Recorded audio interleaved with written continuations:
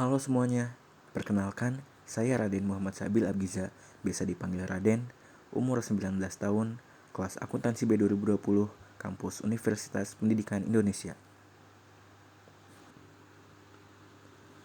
Dalam ilmu perpajakan, terdapat 5 teori yang mendukung pemungutan pajak. Di antaranya yaitu, yang pertama, teori asuransi, kedua, teori kepentingan, ketiga, teori daya pikul, keempat, teori bakti, dan kelima, teori asas daya beli. Lalu, apa maksud dari teori-teori tersebut? Mari kita bahas satu persatu. Let's go.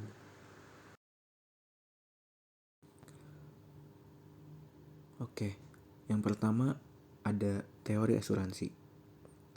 Di dalam teori asuransi ini dikatakan bahwa tugas negara adalah untuk melindungi orang dan untuk warganya sendiri dengan segala kepentingannya, yaitu keselamatan dan keamanan jiwa, harta bendanya juga. Sebagaimana pada perjanjian asuransi, maka untuk perlindungan tersebut diperlukan pembayaran premi, dan dalam hal ini pembayaran pajak dianggap atau disamakan dengan pembayaran premi tersebut. Akan tetapi, teori ini sudah banyak ditentang oleh beberapa para pakar.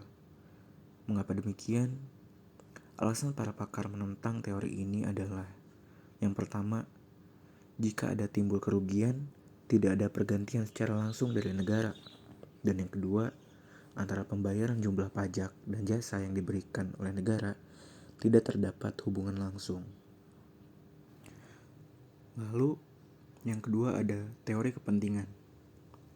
Dalam teori kepentingan ini, ibaratnya ada dua belah pihak, dan kedua belah pihak itu harus saling membutuhkan dan saling menguntungkan, di mana negara harus melindungi harta dan jiwa masyarakat agar kepentingan bisa terlaksana dengan baik. Maka, sebab itu, semakin besar kepentingan seseorang terhadap negara, maka akan semakin besar pula pajak yang harus dibayarkan kepada negara. Teori yang ketiga, yaitu ada teori daya pikul. Teori daya pikul ini pada hakikatnya mengandung suatu kesimpulan bahwa dasar keadilan dalam pemungutan pajak adalah terletak pada jasa-jasa yang diberikan oleh negara kepada warganya, yaitu perlindungan atas jiwa dan harta bendanya. Dan untuk kepentingan tersebut dibutuhkan adanya biaya yang harus dipikul oleh warga dalam bentuk pajak. Yang menjadi pokok pangkal teori ini adalah tekanan pajak itu haruslah sama beratnya untuk setiap orang, untuk semua kalangan. Tidak hanya untuk orang-orang tertentu saja.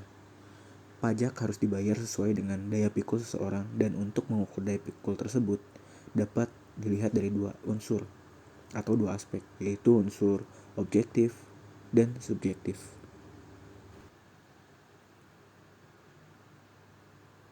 Kemudian yang keempat yaitu ada teori bakti.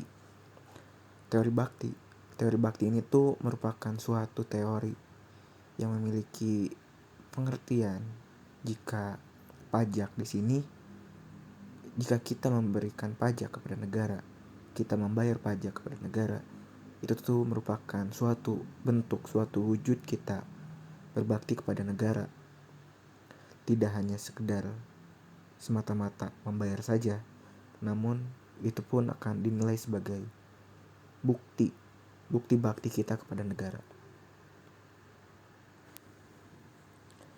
Lalu teori terakhir yaitu ada teori asas daya beli.